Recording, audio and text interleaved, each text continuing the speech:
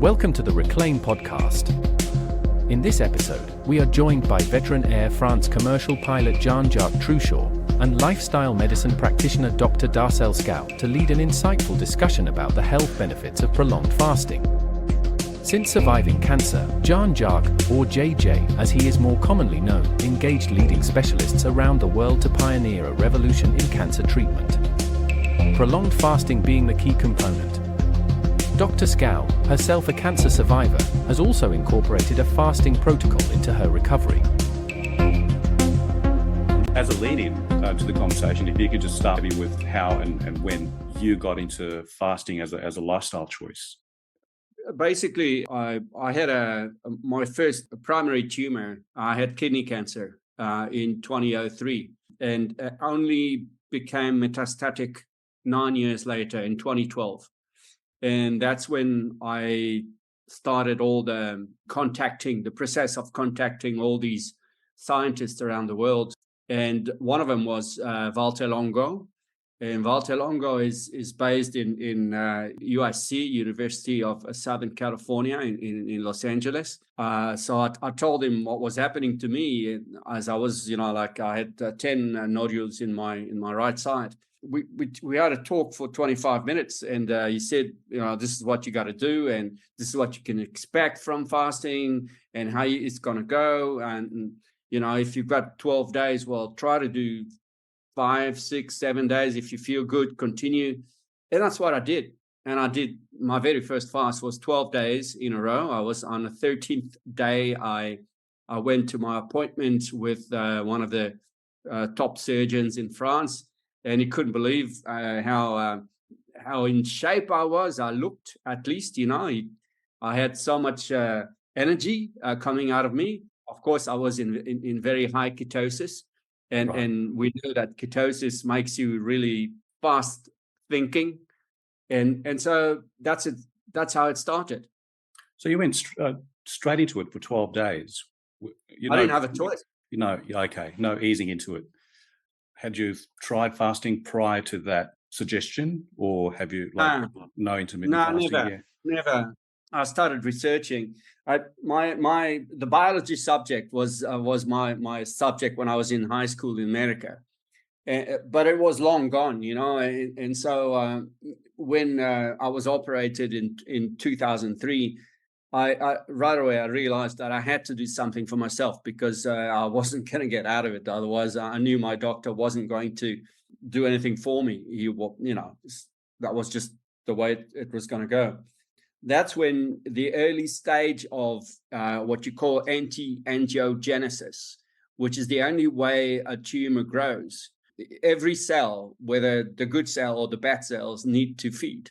So angiogenesis, angio is a Greek term, it's an old Greek term, and genesis, the becoming or the hijacking of the blood vessels. So angio means blood vessels, basically, right. Capillary, small ones. And it's a system that we have in us that functions really well when we in good shape. So sometimes the body needs blood vessels. If you fall and you hurt yourself, you start bleeding, you got little blood vessels coming under and bringing the food or the nutrients basically to heal from underneath. And then the body says, well, it's done. So we have too many, so bring them down. So it works really well. But when you have a very high chronic inflammation, that angiogenesis system goes out of control, and it can be positive or negative. And you've got a list of illnesses that goes with the positive angiogenesis out of control and the negative angiogenesis out of control. Negative means they take it away. They take some blood vessels away from the system. Obviously, cancer is a positive angiogenesis that keeps on feeding the nodules. And so you've got to stop that. And my oncologist, to start with, who became a very good friend, close friend, and a partner in all of this at doing those, organizing those conferences, international conferences, Bernard was the number one scientist that was named to investigate the first medication, the anti-angiogenic medication. Avastin, Sutent, they're very well known because Avastin came on the market in 2003, in 2003. And so there's a visibility there long enough to have been able to do clinical trials, basically, to be able to approve it on certain types of cancers. Sure. So this is how we came about. And then so that was the very early stage of those data that was coming out in 2003. And when I became metastatic, I had already gone into it, and the fasting was going to be the next stage. But I was fine, so to speak. You never realize. And when it came out, and I had 10 nodules on the right side, in the right lung, and after this 12-day or 13-day fast, 5 out of 10 were calcified. Boom. And we noticed that. My radiotherapist, he's a very good friend. He's like, he's never seen that before. And then in the afternoon at 2 o'clock or 3 o'clock, I had this appointment with my surgeon who was going to operate me 3 days later. And he said, well, is there anything you do that we don't know about? Because like, what happened there, sort of thing. That's how the whole thing started. And I'm curious, how did you get through that first 12 days? Because 12 days it's quite a big step to walk straight into a 12-day fast. Yeah, for people who have never done it, or if you don't have the mental approach to it, means knowing what is going to happen during the fast. How does it work? Where do you get your energy from? Is it like a linear thing that you're going to go through, or is it going to do yo-yo? Well, if you know in advance, this is what I do for people. I spend time explaining, don't worry, this is what's going to happen. If you go over 5 days, you need to go and see your doctor for peace of mind, to monitor your blood pressure. It's going to be low. It's normal. So it was a piece of cake. And I wasn't expecting that. Yeah. Because I knew what to expect. And it was really funny because I was experiencing what Walter Longo had told me. And so I got through the 12 days, and it was like frustrating to have to eat again because I was feeling so good. Yeah. So Darcy, you got into these prolonged fasts through JJ, I presume? Yes. Yeah. So and you've done it twice now? I've done it twice, and I've decided to do it every month now. Yeah. So the first time that I did it, I remember by day 2, I was ready to quit. And then I contacted JJ and I said, is it okay if I just stop at 3 days? And JJ said, no, you do 5 days. Yeah. And it was literally after day 3, day 4, day 5 that I felt at my best. But day 1 and day 2 was where I was going to cop out. But I also knew, having been with my oncologist, that the type of cancer that I have, the type of breast cancer, it's aggressive and it can come at any time. So at the moment, there's no evidence of the disease, but they're still wanting to continue and put me on treatment. But the treatment has adverse side effects. So the one treatment would be, there's a 10% chance of this treatment working, but the side effect would be 4 to 5 months of grade 3 diarrhea. And that didn't make sense for me. So doing the fasting and then the other alternatives that JJ has also suggested in terms of the fucoidan, the CMOS, looking at the sulforaphane and upping in terms of what I take in to support me during the fast. After the first round of fast, I then said, okay, I'm going to do another round of fast. And that's when you decided to also join in on the fast. And I must say, the results, when I said after the first fast, the swelling had gone down, but immediately when I broke the fast, the swelling was there again.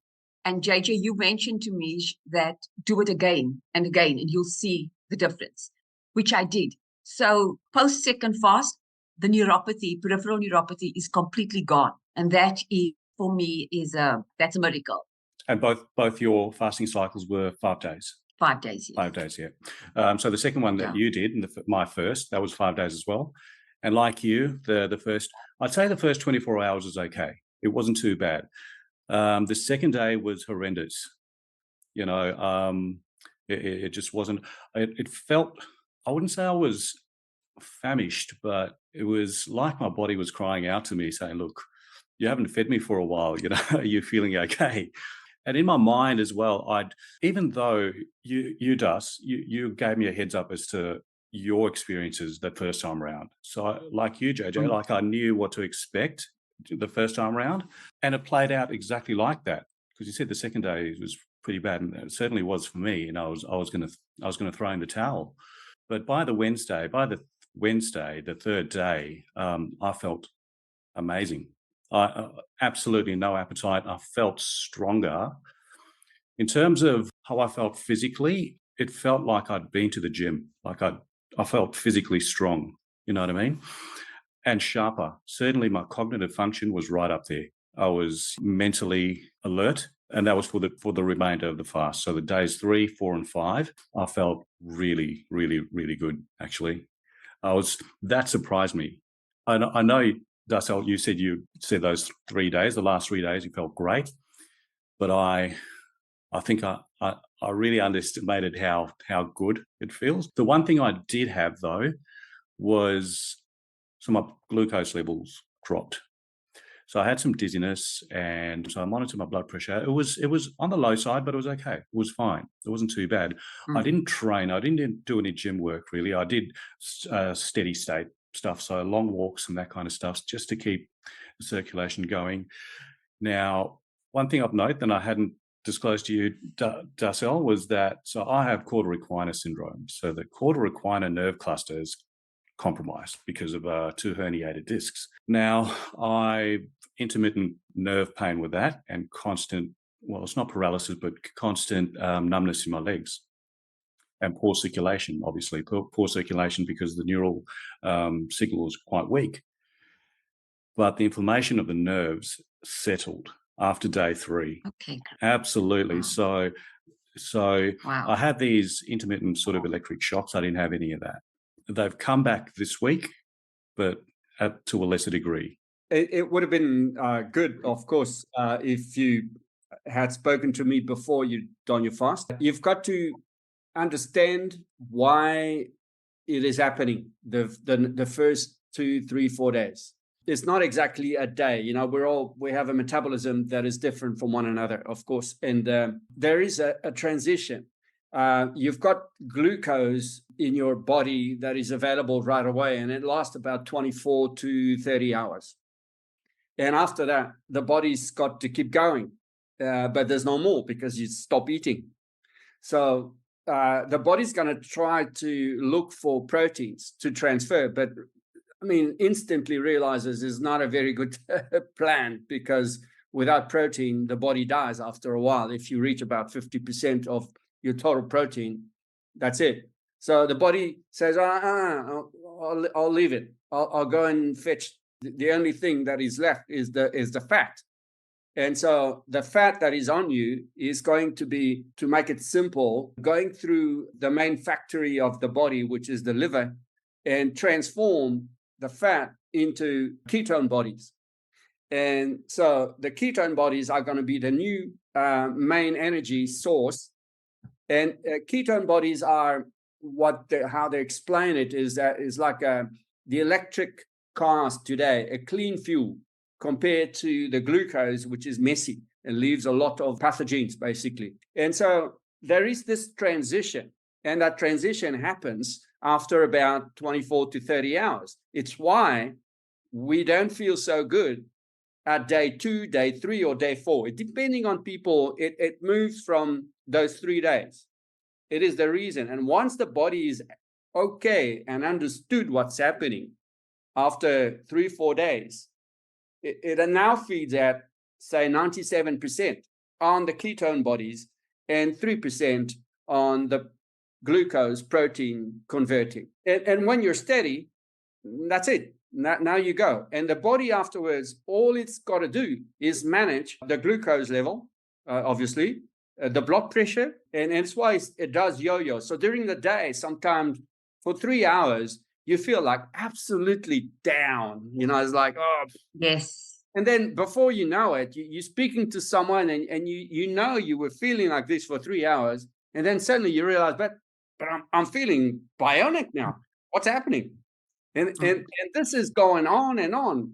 For my case, I remember my wife pushing me up because I was walking up the hills in a park next door. And I was like feeling so down. And it was like day 3, day 4. By day 6, I was like, wow, where is that energy coming from? By day 9, I was running around the lake like a mad chicken. And wow, I was running 2, 3 times around the lake, and then people say, how does he do it? And I felt fantastic. So that's what's really happening. But behind the scenes, that's what people must understand. When you clear the fat that is on you, there's a lot of toxins in the fat, years and years of toxins. And it's why when you do a fast, it's taking some of it out. It's why you feel regenerated, but there is more. So it's going to be replaced. The ones that are underneath are going to come on, first in line. And so it's why you feel things coming back again. And if you do it again and again and again, then at some point there's not enough concentration of pathogens in your body, in your tissues, and the body resets itself basically from all these different fasts. And why 5 days, not 4? Because Walter Longo in the lab, he's the #1 biologist basically worldwide, with his team and a whole bunch of oncologists who accepted around the world to work with this program. They showed that during 5 days, the main growth factors for cancer in particular, but for all sorts of chronic illnesses, are going steep down. And after 5, 6 days, it sort of curves and slows down the drop. And it keeps dropping as you fast. I went up to 26 days. I did a 26-day fast. I did a 21-day fast. I did plenty of 12, 14-day fast sessions. And just to try. You are the master. And see what's going on and do blood tests and see what's going on. So we came to a point where, I'm also very active with Dr. Laurence Zidvogel, who's the #1 scientist worldwide. She's an oncologist, but she's a researcher. And she's the leading researcher in the world in what you call tumor immunology. Immunomicrobio-oncology, because we have data now that is coming out that no one knows about. No one. No doctor. It's ongoing research. And we're finding out stuff that is absolutely amazing. And when you fast, the power that it has of resetting the microbiome, the intestinal microbiome we're talking about, because we have lots of different microbiomes. In fact, every organ has got its own microbiome. But the main one is in the intestinal tract. If you sort it out, then suddenly we see that people have all sorts of different chronic illnesses today that are almost 100% coming from our environment. And fasting is a wonderful way to sort everything out at once. It touches so many functions, resets so many functions. But first, the microbiome of the tract, intestinal tract. And when that is sorted, the rest is starting to function. The other microbiomes are now fed the good stuff. And so people with sometimes chronic illnesses don't even take pills or medication or anything, which don't work, by the way. Most of them don't work because they were not made for this. They're just there to stabilize, more or less. There are some illnesses that are, doctors will tell you, we can't treat it. You have to take medication for life, but that is not true. Yeah. We have type 2 diabetes today. We've got lots of researchers with doctors that are treating type 2 diabetes with calorie restriction, with ketogenesis, and it's published. So that's one of them. But that's why it's so powerful, and it has a direct link with the microbiome, which is today we have results, especially in cancer, that we've never had before, and that's the previous 6 months. Thanks, JJ. Just on the changes in the microbiome, and even with myself with the cancer, having chronic IBS, I can actually eat anything right now that I never could eat before. The amount of swelling that has just gone down. My blood pressure prior to chemo and all of the treatment that I had was relatively low, but throughout the treatment phase, I've been sitting at a hypertension level of blood pressure. And the beauty of it now is that my sugar levels are controlled, my blood pressure is back. It was almost reset to what it used to be. The other thing was, because I had lymph nodes removed on both sides of my arms, I didn't produce a body odor. So everything was almost like dead. So coming out of my second fast, I started having a body odor that I never had. So my body, the body functions are resetting back to the way it used to be. I have sensation on my right-hand side that I never had before. It's completely returned.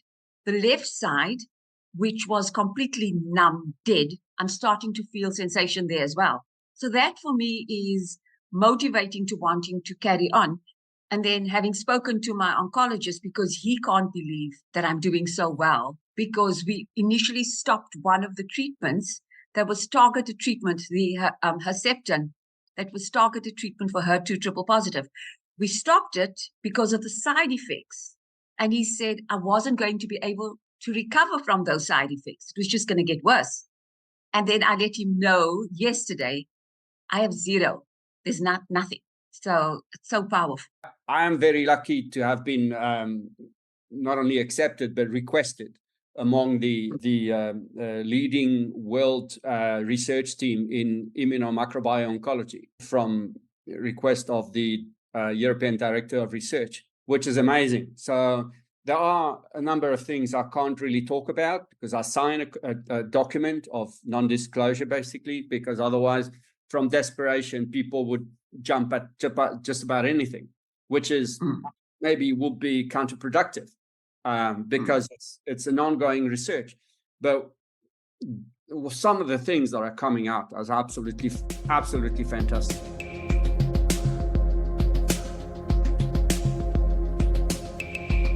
We know that microbiome is going to be the key. If you talk about, that's what you said earlier on, which is really important, 10% with the treatment, 10% chance of working.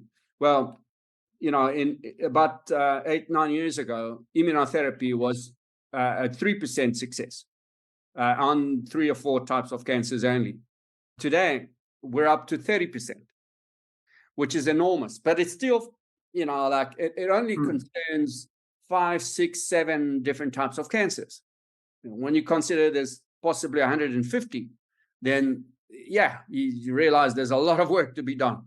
And so if suddenly by finding out the right type of bacteria that is going to be the link with other bacteria and boost your immune system to a point where it's going to help you as a person, your body, your metabolism, but then it's going to help the treatment to function on different types of cancers. That's fantastic. And this is what I'm witnessing. And this is what I help them collect all the data, basically, of because patients have to be on board, and people have to be on board. So there's a program, European program, which is a world program, really. I'm just so lucky to be part of it. And so to be able to help thousands of people. soon, possibly millions. Right. Absolutely. Before Dar spoke to me, I actually hadn't heard of this prolonged fast. I've done intermittent fasting. That was just from a training perspective and a lifestyle kind of perspective. So, and also my quarter equina syndrome, it affects my digestive system as well. So it's very slow, which is weird because my metabolism is fine.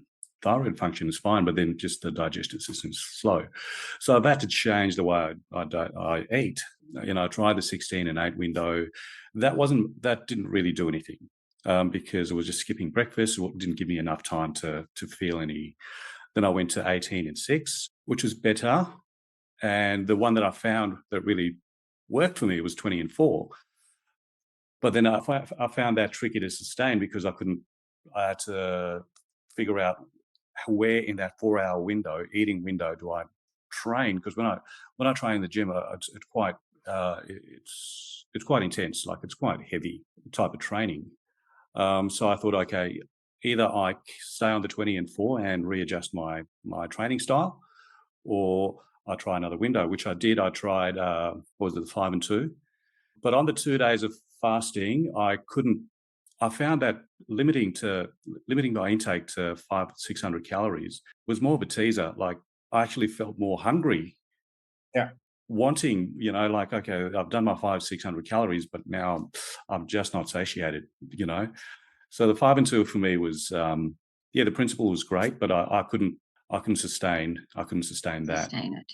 And with the 5-day fast, I actually could have gone a couple of days longer. So that Friday, what I found tough was the last, I would say, 4 to 6 hours, because I knew the fast was coming to an end, and I mentally, yes, I just wanted to say, okay, let's speed this up now.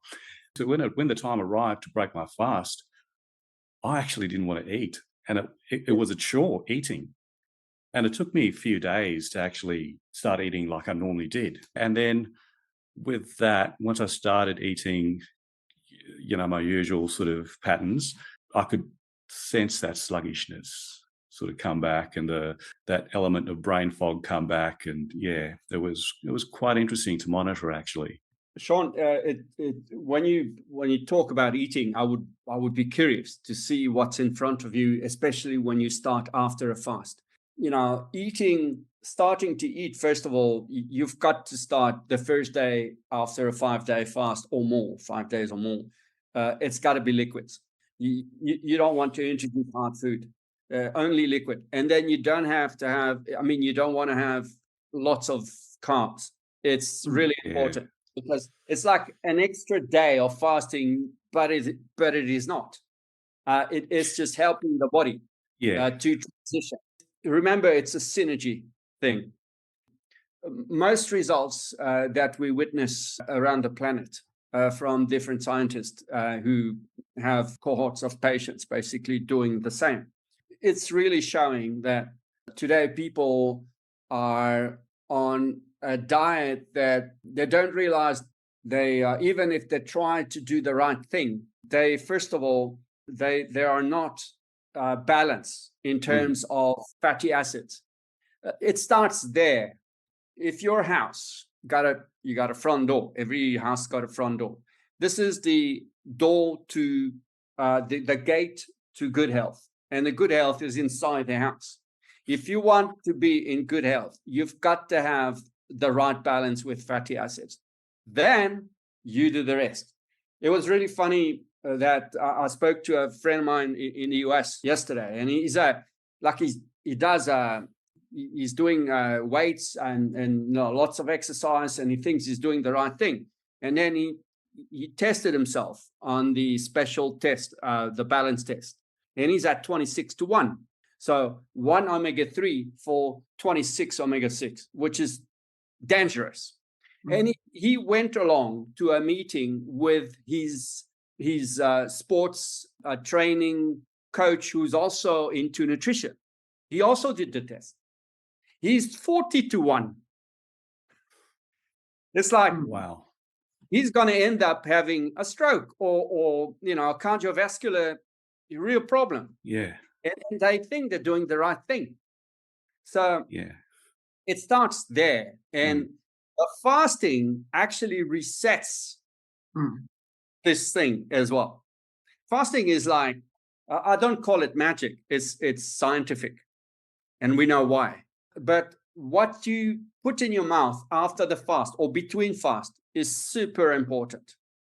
You've got to have a strategy which is anti-angiogenic. And so did I send you, Darcelle, the talk from William Lee, Dr. William Lee? Yes, you did. It's 24 minutes. It talks about the anti-angiogenic approach, and it's so clear. It's fantastic. And also low carb, because why do we have to do low carb today? Is because we have so much of these carbs everywhere in our food, and we have so much omega-6. Every single pre-prepared foods, fast foods, they're full of them. So it's why people are getting sicker and sicker today, and younger. We've got all these people in Polynesia. I was also brought up in Polynesia, French Polynesia, all these islands around Tahiti. They're reaching to 80% of people pre or diabetic with being overweight or obese. 80%. This is never seen before. They're going straight into the wall. So for the first time, if you consider France, this is all France, they have voted fasting into the medical program in terms of prevention. It's the first time ever. And so everybody's got to go along, because if they don't do anything, they're all dead. Right. It's pretty much what I think. JJ, just on that, I spoke to a pediatrician recently, last week, where she mentioned that kids as young as 9 years old are diabetic. They have hypertension. They are on CPAP machines. So they are on chronic meds at age 9 already. Yeah. And I mean, it's just a downward trajectory for them, because the parents eat the same way, and it's all in what everybody's consuming. So there's a lot of education that needs to go around in terms of what we. It's got to be. Yeah. It's got to come from government. And Yeah. There's some indication with ADHD kids as well. There's some research indicating that the diet has a lot to do in terms of influencing that condition.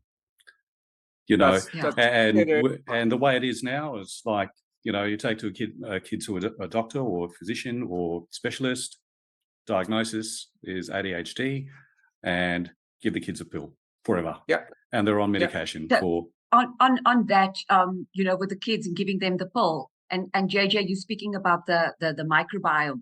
So I have an autistic daughter, and she was on chronic meds since she was little. And back then, I changed her diet, and her gut is so linked to her cognitive.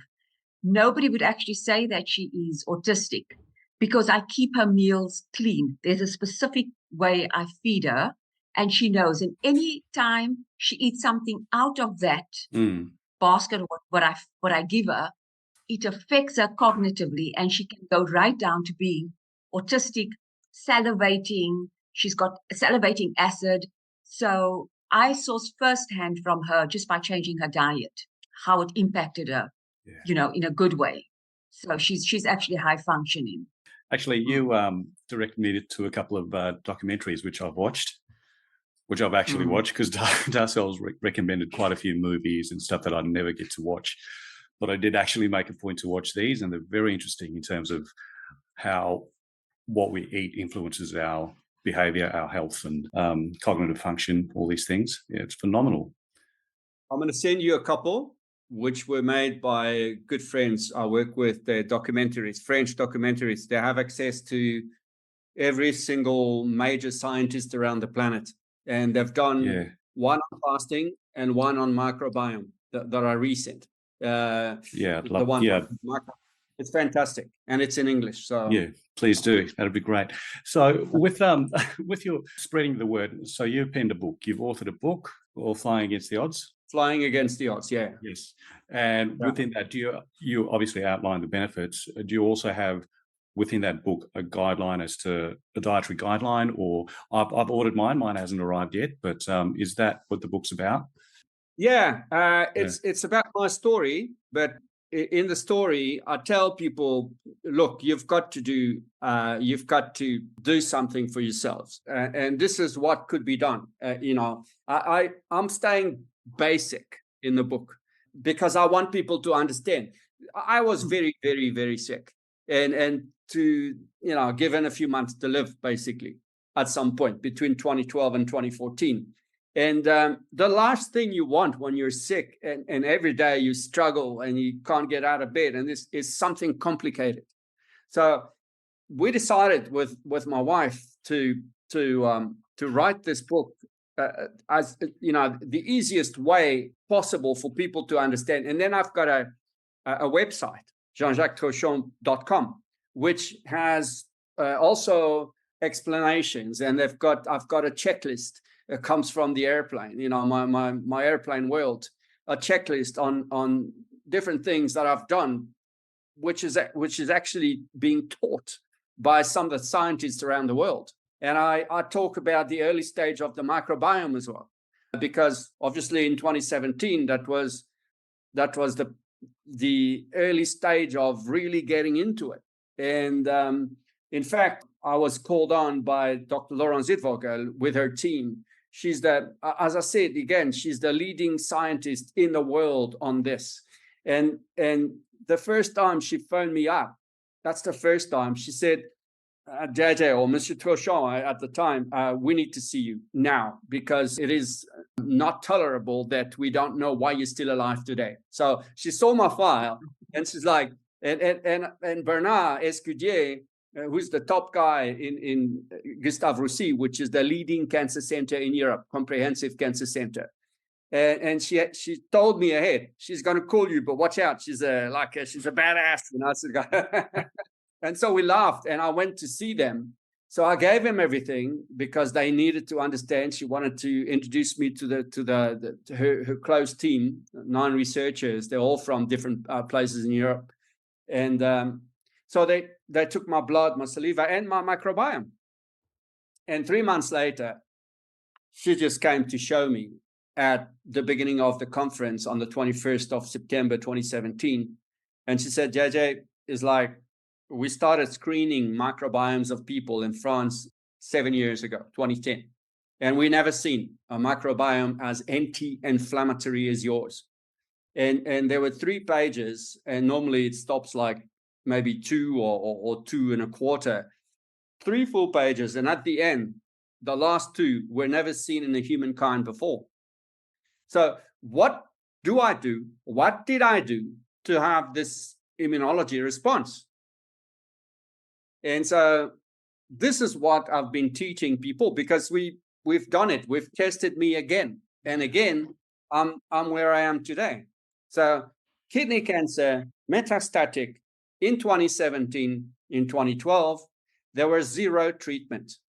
It was known, it is known that a kidney cancer, when it becomes metastatic, that's it in those years. Now it's a little bit different, but not much. You don't really survive kidney cancer when you become metastatic. You have to have some form of treatment, which is a combination today. Before it was a single therapy, which is partly why it didn't work at all.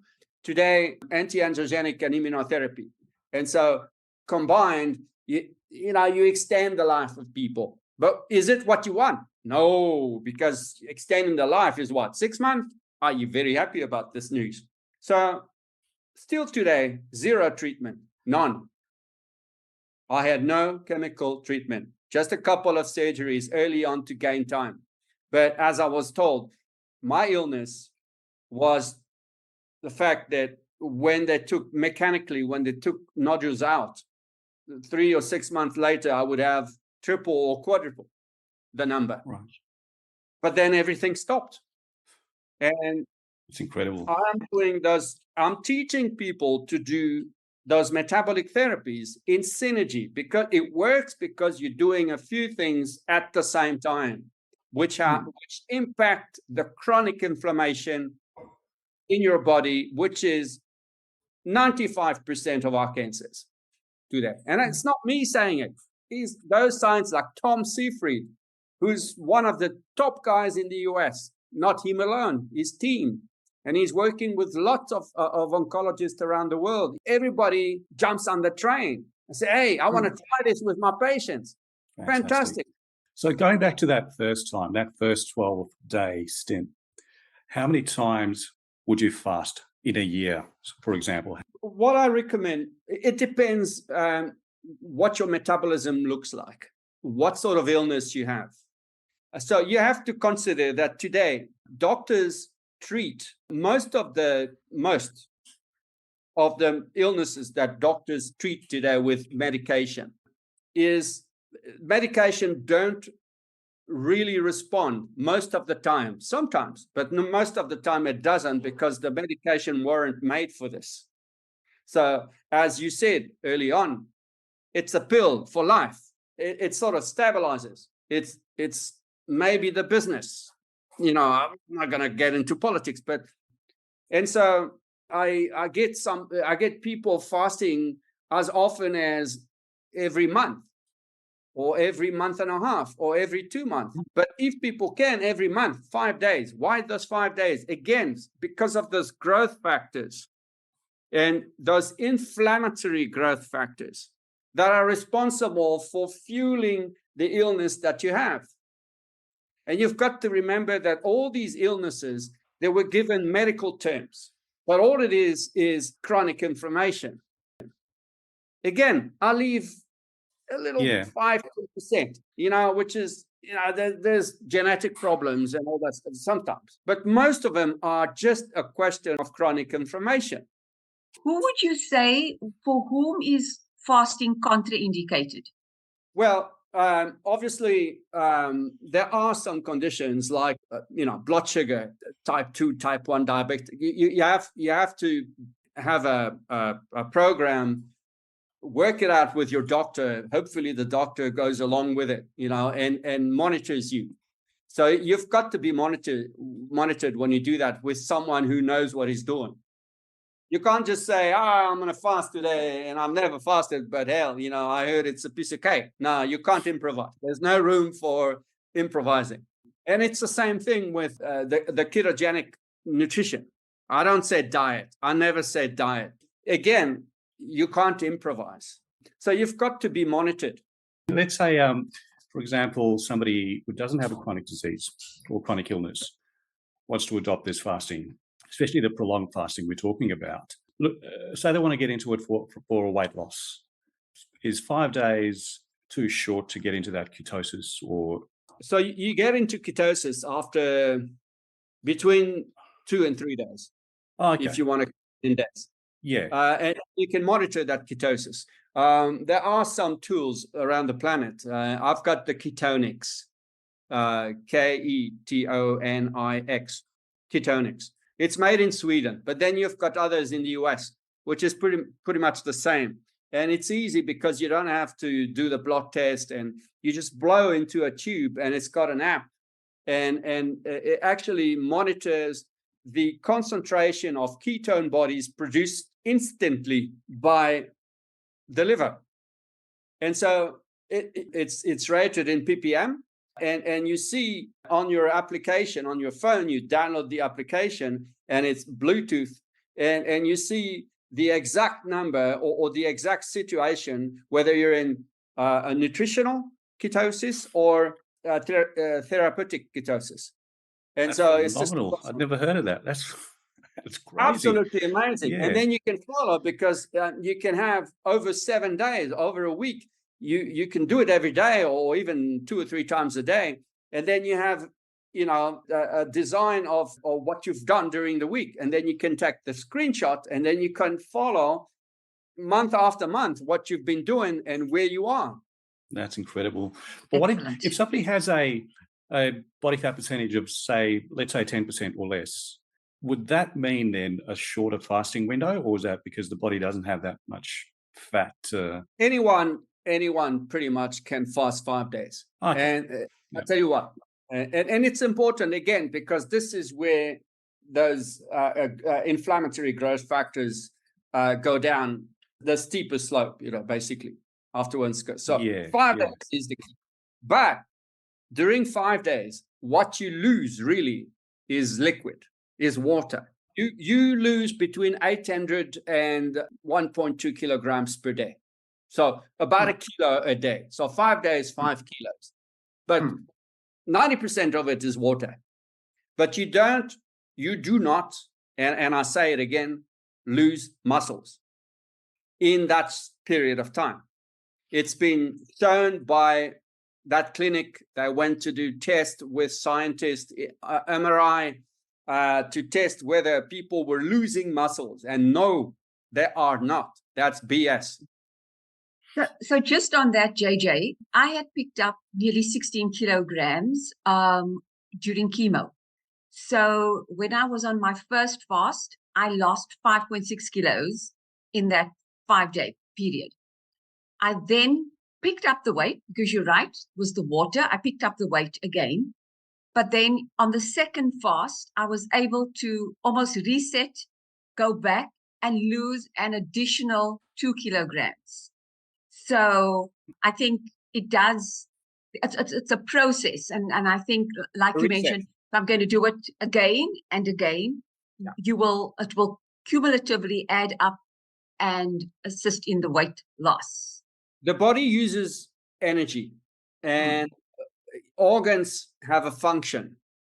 When you reset the functions, the organs that are supposed to be key to using energy, storing energy, or using it properly are starting to function properly. So inflammation goes down, your organs function right again, and you start to lose weight. It's mechanical. It's so simple. It's too simple. It is. And look, I was slightly, I wouldn't say unprepared, but I wasn't as well equipped as I should have been. Darcelle did give me a heads up as to, what I should be using, and I did order them. They just didn't arrive here on time. So the CMOS didn't arrive on time. I didn't have Celtic salt. I had Himalayan salt for the electrolytes. But yeah, other than that, the other thing was that I did actually go and make the broth, but I didn't have it at all, because Darcelle said she tried it, but then it actually brought on that hunger. So I thought, okay, if I even try that, then I'll fall off the wagon. Then I won't continue, because I don't want to feel those hunger pangs. Yeah, so I'll certainly be better equipped next time round, and I'll know what more to expect next time round. So I'm looking at once a month, 5 days. And I'm glad you brought up the muscle loss, because I was talking to a guy in the gym about this yesterday, and he's an animal. Like, his biceps have biceps. He's just a beast. And he's all about, geez, I don't want to lose and fair enough. Like, he's worked hard for what he looks great, and he's very interested. But he was concerned about that muscle loss. And what is really important as well, what I forgot to say, is that during those 5 days, it's good. It's actually better to do exercise. I'm not saying sport, but exercise. Even walking 25, 30 minutes every day, but walking fast, to get your metabolism working. And you can lift weights, but not as a normal day in life where you normally eat. You just do a small session. But it's important to make your muscles work as well during the fast. I found, so after my fast, I went and did a few laps in the pool, and there was no end to the energy. So it was like incredible. There was just no end. I just wanted to continue. So and it's really important what you're saying, especially on the swimming, because Gustave Roussy, that Comprehensive Cancer Center in Paris, the number 1 in Europe, has actually done a program for breast cancer patients. I think it was about having 4 hours of swimming per week, every week, during their treatments. And they compared it to women who were not doing anything. And Bernard told me the results were totally positive compared to the women, for the women who were swimming, compared to the women who were not. And you can see that with a blood test. And so it shows you the importance of of doing a little bit of exercise to make sure that the organs function better, that you have a blood flow that is higher, you oxygen the body better, and you're changing the course of your illness or your health, basically, and you're taking control, basically, Yes. of what's going to happen to you. You're not giving it to a doctor and say, hey, sort me out. And on that, JJ, I mean, I absolutely feel that I feel stronger. My body has never felt, it does feel like it is magic. It does feel like magic because all of a sudden I feel lighter. I feel cleaner. I just feel like I'm more in control of my body than what I was before. It does. There is the magic thing. It really is. And that's how I felt. Magic. Just what you're trying Feels to magic. describe there is exactly how I felt on day 3, 4, and 5. Just energy, which didn't make sense. It didn't make sense to me. I said, well, you shouldn't be feeling this good. Well, scientifically, okay, what you feel and people talk about, and people listen and, is it true? Well, I don't think so. Oh, yeah, I believe. But scientifically, people who are fasting regularly under supervision for some, like I said, above 5 days, you should go for peace of mind on your doctor's side. He's happy, you're happy. He's doing your, he's checking you out. He's saying, whoa, your blood pressure is a bit low. Well, it's normal, you're fasting, but it's not ever dangerous for somebody who's just a normal condition. So after 5 days, you should be doing that every sort of 4 or 5 days if you're going to continue on. But I'm really focusing on the 5 day because this is key. And when people, like I said, synergy is the key.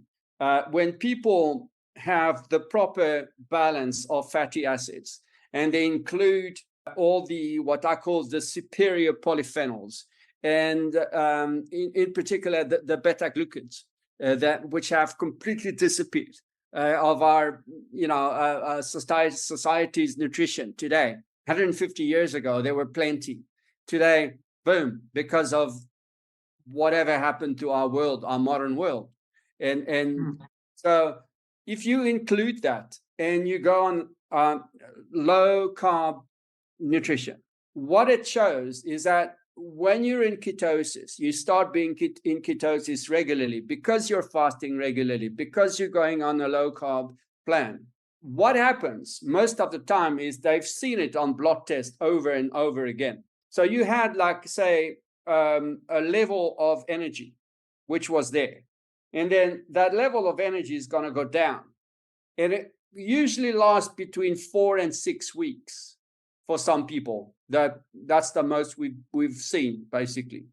So if people don't know, or they haven't been told, or they improvise, suddenly they say, oh, this is not good. I'm not feeling great, I'm feeling weak, and yesterday, and then tomorrow I think I'll feel the same. And it's normal. It's the transition. Yeah. But then what happens is that once the transition goes, your energy level starts growing again and will reach a level which will be superior to the previous level when you were fed with carbs and sugars. And it's amazing how it works. And we understand that everything is connected because you reduce your inflammation. You reduce your inflammation where, to start with? In the engine room, which is the intestinal tract. The microbiome, you come back to it. Yeah. And everything goes well. That's it. It's too simple. But I've got a lot of friends, among the doctors' world. I've got many friends in countries now. But 6 kilometers away from here, there's a couple. He's a skin specialist. She's a gastro. And she's relapsing ovarian cancer. And they have no clue. They don't understand. That they didn't know. So now they jumped on the train, and she's feeling so positive, and we gave her hope. And she's going to talk.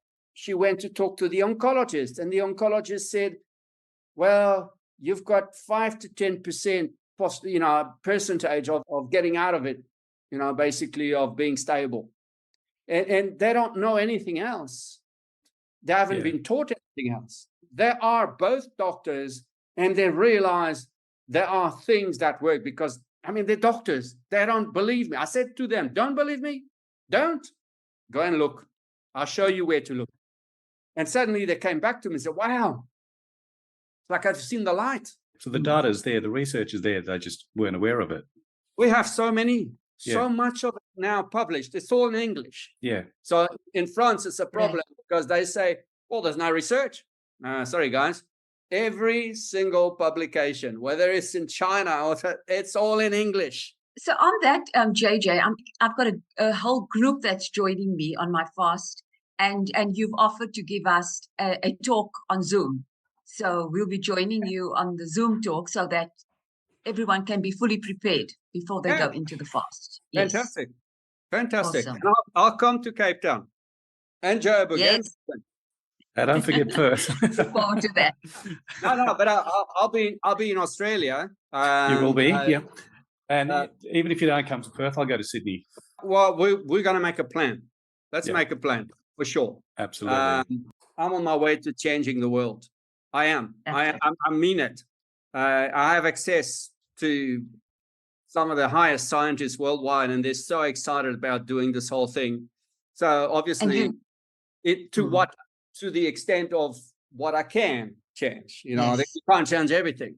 This is all about team sport, teamwork, and you can never do it alone. I just had one more question, and it was around these extended fasts. So let's say I'm going to do it once a month. In between those two cycles, apart from adjusting the carb and sugar intake, would be better to sustain that intermittent fasting window, like an 18 and 6 window, or rather than just eat normally, because it'll just be like a seesaw. So I am on an intermittent fast every day. Yeah. Now, the latest research shows that I'm not doing that because it works for me. But the latest research from Walter Longo's team shows that people dropping breakfast instead of having breakfast and perhaps dropping lunch brings some form of problems where people tend to, some of the people could have a pre-diabetic situation. So it's better to do a breakfast which is not the French way with croissant and all that stuff, butter and white bread, and this is terrible. You've got to have avo, fish, bit of salad, tomatoes, mushrooms. That's got to be your breakfast. If you have a breakfast, this is what you must have. And then you have early dinner. So you have a gap here, which is long enough, which shows that it works. And then you've got the night. This form of intermittent fasting shows it really works. It really brings down chronic inflammation. So if you do that between fasting sessions, you're all good. What do you do, JJ? You said that's what he recommends. What is it that you do? What intermittent fasting do you do?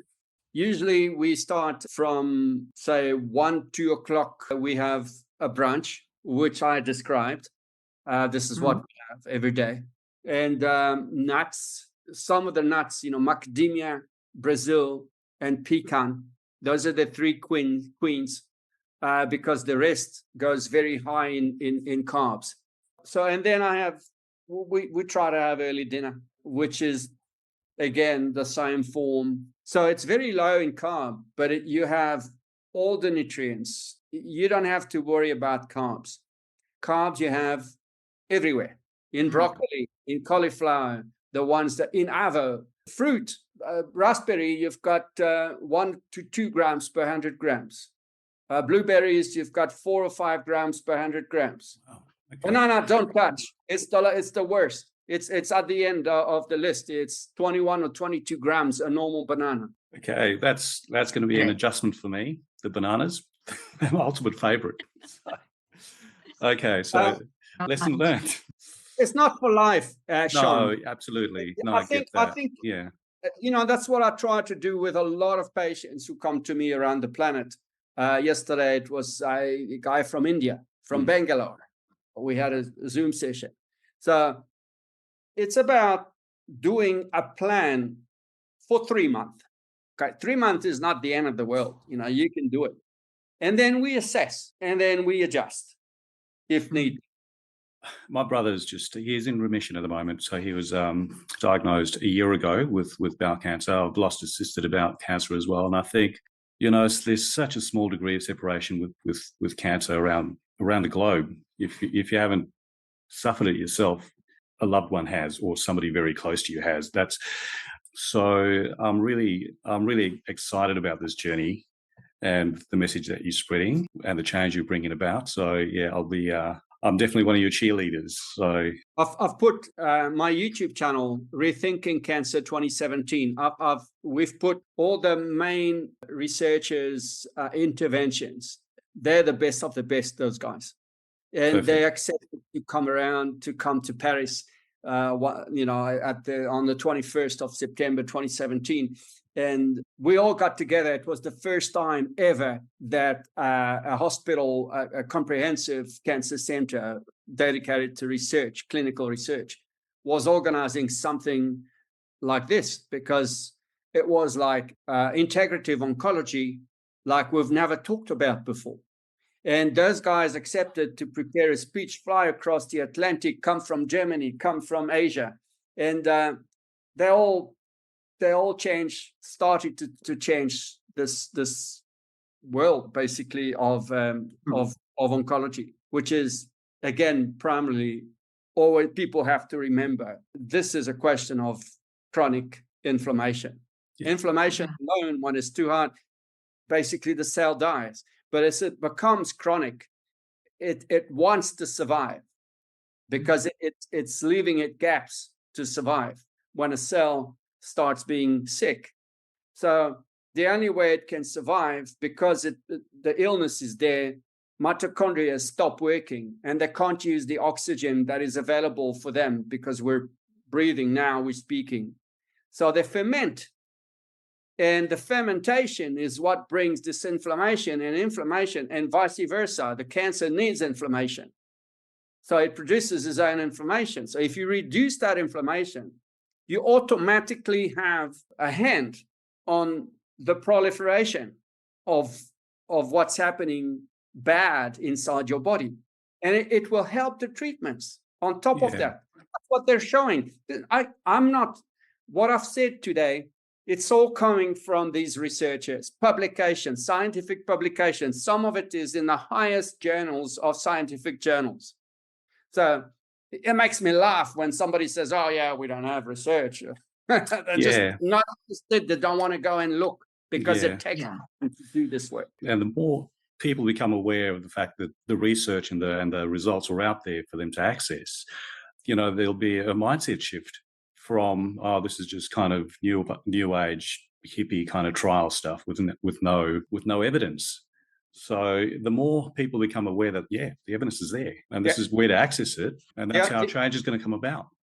Yeah, that's the problem today, which is still a problem, but it's less and less, because a lot of doctors today, families of doctors, are getting hit by cancer, and they realize, what is this? We spend billions and billions in the cancer therapies, and we're still dying, and there's still no treatment for me, or my daughter, or my wife, or my husband.